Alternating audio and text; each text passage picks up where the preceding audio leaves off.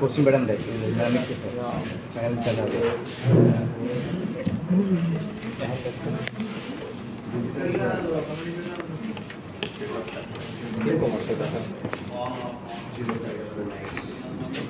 শ্রমিক শহর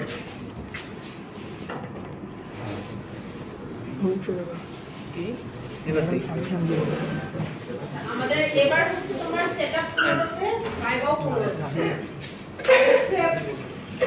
ক্লাসে হচ্ছে যা লেকচার দিয়েছি আমরা তারপর তোমাদের ল্যাবগুলো যা যা আছে রেজাল্টটা আমি কোন জায়গায় করতে পারছি তো এখান থেকেই হচ্ছে কোশ্চেন আসবে আর ট্রিপল ফাইভ টাইমার খুব ইম্পর্টেন্ট এটা খুব ভালো মতো পড়বা আর তো এখান থেকে দুইটা কোশ্চেন অবশ্যই হবে আর সেটা যদি আসে তো আসবে তাহলে তো বেশি সেটা না আসলে বাকিটা যদি সেট আসে তারপর বাইরে থেকে বেশি কোশ্চেন করা হবে একদম ট্রিপল ফাইভ টাইমার প্রথম থেকে শুরু করে মানে ল্যাব ম্যানুয়ালে যা আছে তা না আমি স্লাইড করে পড়াইছিলাম না তারপর হচ্ছে এগুলো শেয়ার করেছিলাম না গুগল ক্লাসরুমে প্রমাণ শিখতে হবে না ইকুয়েশনগুলো মনে রাখতে হবে একেবারে ডিটেইলসে কোন পিনের কি কাজ কোনটাতে কি করতে হয় কিভাবে অ্যাস্ট্রোনোটা আমার অপারেট করে আমি যেভাবে মুখে বুঝাইছি বাইরেতে কিন্তু মুখে তোমাদেরকে আমাকে বুঝিয়ে দিতে হবে আমি বুঝাতে পারছি জিনিসটা তারপর হচ্ছে ধরো সেটআপে ডিজাইন করতে হলে তোমাকে ইকুয়েশনগুলো মনে রেখে ম্যাথ সলভ করতে হতো না বাইরেতেও কিন্তু ছোটখাটো সলভ আসতে পারে আর আমার সামনে আমি করতে দিলাম এরকম কিন্তু বুঝাতে পারছি জিনিসটা ট্রিপল ফাইভ টাইমার খুব ভালো মতো পড়ে আসে আর হচ্ছে ট্রিপল ফাইভ টাইমার থেকে সেটআপের কোশ্চেন আসলে কি ধরনের কোশ্চেন আসবে ডিজাইন করতে দিই তোমাকে অ্যাস্টেবল টাইমার অথবা মনোস্টেবল টাইমার ডিজাইন করতে দিই এখন ডিজাইন দুই ধরনের হতে পারে একটা হচ্ছে তোমাকে ওয়েবসাইট দিয়ে দিতে পারে ইনপুটার এবং আউটপুটের অ্যাকচুয়ালি অ্যাস্টেবল টাইমারে তো আসলে ইনপুটের ওয়েবসাইট বলতে কিছু নাই আমরা তো ওই যে কি বলে তোমার ক্যাপাসিটরের যে চার্জিং ডিসচার্জিং যে ওয়েবসাইটটা সেটাকে আমরা ইনপুট হিসেবে ধরি আর আউটপুট ওয়েবসাইট এই দুটো ওয়েবসাইট হয়তো দেওয়া থাকবে সেখান থেকে তোমার হচ্ছে টাইম পিরিয়ড হিসাব করে ডিজাইন করতে কিন্তু আমরা সার্কিটের মধ্যে অ্যাস্টেবল টাইমারে যে দুটো রেজিস্ট্যান্স আর একটা ক্যাপাসিটর আছে এগুলোর মান বের করা হচ্ছে তাই তো হয় এরকম করে দেওয়া থাকবে অথবা হচ্ছে তোমাকে হয়তো ম্যাথমেটিক্যাল এক্সপ্রেশন দেওয়া থাকবে ধরো তোমাকে হয়তো সি এর মান দেওয়া আছে ইকুয়েশন থেকে r1 r2 মান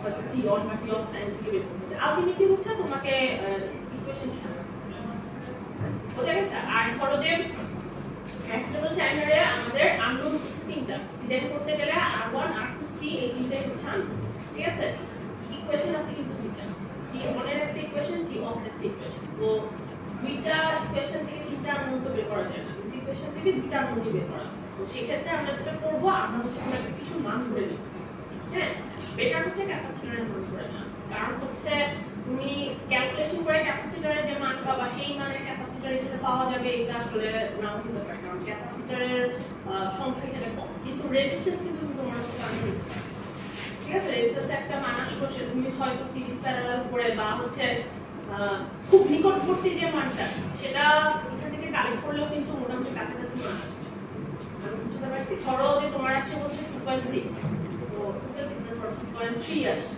ক্যালকুলেশনের ভ্যালু বলে করো যে একটা রেজিস্ট্যান্সের ক্যালকুলেশনের ভ্যালু 2.3 আসছে এখানে কিন্তু 2.2 মানে রেজিস্ট্যান্স অ্যাভেলেবল আছে সো সেই ক্ষেত্রে হচ্ছে তুমি 2.3 এই জায়গায় 2.2 যদি নাও রেজাল্ট খুব বেশি নির্দিষ্ট হবে কিন্তু আবার মনে করো তোমার হচ্ছে রেজিস্ট্যান্সের ভ্যালু আসছে ধরো 4 এখানে কিন্তু 4 এর আশেপাশে রেজিস্ট্যান্স হচ্ছে অ্যাভেলেবল কিন্তু 4.7 তো 4.7 তো অনেক বেশি ভ্যালু আবার 4 অনেক তাহলে তো হচ্ছে তুমি যদি 4 এর জায়গায় 4.7 নাও রেজাল্ট কিন্তু ঠিক মতো আসবে না সেটা তুমি 4 দিয়ে আবার না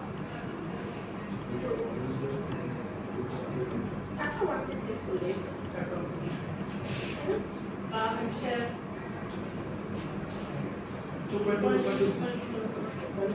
চারটা মান মানে হচ্ছে নিকটবর্তী মান বানানোর চেষ্টা করবা নিকটবর্তী মান ঠিক আছে একদম এক্সাক্ট না হলেও নিকটবর্তী মান দেবে ক্যাপাসিটরের মানটা বলে যদি আমি ভ্যালু না দিই যদি ভ্যালু দেওয়া না থাকে সিআর তাহলে তুমি মাপতে করে বুঝতে পারছি এটা গেল হচ্ছে অ্যাস্টেবল টাইমারে আমার হচ্ছে টোটাল কয়টি ইকুয়েশন টি অন এর একটা ইকুয়েশন টি অফ এর একটা ইকুয়েশন দুইটা মিলাই হচ্ছে টোটাল টাইম পিরিয়ডের একটা ইকুয়েশন আর টাইম পিরিয়ড টোটাল হচ্ছে ফ্রিকোয়েন্সি ইকুয়েশন সবগুলো ইকুয়েশন থাকে ঠিক আছে আর ছবিতে কোনটা টি অন কোনটা টি অফ টি অন মানে হচ্ছে চার্জিং টাইম টি অফ মানে হচ্ছে ডিসচার্জিং টাইম তাহলে হচ্ছে গ্রাফের মধ্যে কতটুকু টাইম হচ্ছে চার্জিং টাইম চেহারা দেখবো, ডিসচার্জের টাইমের চেহারা দেখবো, কতটুকু মানে এই জিনিসগুলো গ্রাফ থেকে বের করা যায় কিনা সেটা ভালো করে শিখতে হবে। মানে বুঝতে পারছি? ক্লিয়ার? ল্যাব ম্যানুয়ালে তো দেয়া আছে ছবিগুলো। ধরো ওখানে তো টি অন টি অফ লেখা, ওখানে টি অন টি অফের জায়গায় হচ্ছে প্রশ্ন থাকে। এই গেল হচ্ছে অ্যাস্টিমেট। এরপর আসলে হচ্ছে মনোস্টেবল টাইম, মানে কোশ্চেনের ডিজাইন। সো মনোস্টেবল টাইমে কিন্তু মজার জিনিস হচ্ছে ওখানে একটা ইকুয়েশন, ঠিক আছে? একটা ইকুয়েশন। সো আননোন হচ্ছে দুটো, একটা রেজিস্ট্যান্স একটা ক্যাপাসিটর। তুমি একটা ক্যাপাসিটর নম্বর দিবা আর হচ্ছে ইকুয়েশন থেকে রেজিস্ট্যান্স, ঠিক আছে? তো একটা টাইম পিরিয়ডের ইকুয়েশন আর হচ্ছে ফ্রিকোয়েন্সি ইকুয়েশন, এই দুটো ইকুয়েশন দুই খেয়াল। আর হচ্ছে মনোস্টেবল টাইমারে তোমার হচ্ছে যদি গ্রাফ দেওয়া থাকে তোমাকে অবশ্যই দুই নাম্বার পিনে তুমি কি ধরনের ইনপুট দিবা সেটার একটা কিছু একটা বলা থাকবে, হয় স্কয়ার ওয়েভ শেপ বা পালস, কিছু তো অবশ্যই বলা থাকবে। দুই নাম্বার পিনে তুমি ইনপুট দিবা, তার মানে একটা ইনপুট ওয়েভ শেপ দেওয়া থাকবে আর হচ্ছে একটা আউটপুট ওয়েভ শেপ। এইটা গেল হচ্ছে 555 টাইমার দিয়ে আসবে। যে বড় সার্কিট আসবে না কোনো, ওকে ওটা যেটা আমাদের প্র্যাকটিক্যাল যে সার্কিট, তো প্র্যাকটিক্যাল সার্কিট হচ্ছে বাইরের জন্য ভালো দেখে আসবে।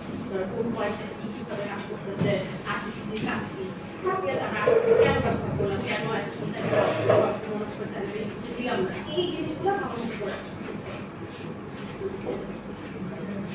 এরপর আসে হচ্ছে প্রেসিশন রেকটিফায়ার। তো প্রেসিশন রেকটিফায়ার একটা ভাগে ভাগে কিছু নেই। প্রেসিশন রেকটিফায়ার থেকে যেটাই আসুক না কেন কোনো সার্কিট সেট প্রেসিশন রেকটিফায়ার থেকে আসলে ঘুরানোর কিছু নেই। তোমাকে হয়তোবা সার্কিট সেটআপ দিয়ে কোনো যে তিনটা চারটা পয়েন্টের হচ্ছে ওয়েভ শেপ আমরা হচ্ছে ল্যাব ম্যানুয়ালে দেখছিলাম, ওগুলো হচ্ছে অসিলোস্কোপে রাখা। প্রেসিশন রেকটিফায়ার অ্যাকচুয়ালি এটা তো ফিক্সড সার্কিট, এখানে হিসাবে কিছু নেই। যেটা এটা ইকুয়াল রেজিস্ট্যান্স প্রেসিশন রেকটিফায়ার, ওই ওয়েভ প্রেসিশন রেকটিফায়ার ফিক্সড, এখানে ঘুরানোর কিছু নেই। আর হচ্ছে যেটা হচ্ছে তোমার ডিএসসি তে হচ্ছে আমরা 8 ওয়ার ল্যাডার করছি। সো প্রেসিশন রেকটিফায়ার থেকে যে ক্লাসে যা যা করছি ওগুলো হচ্ছে বাই হার্ট করতে, ঠিক আছে? আর হচ্ছে কোন পয়েন্টের ওয়েভ শেপ কি, আর এটা তোমাকে একটু খেয়াল রাখো।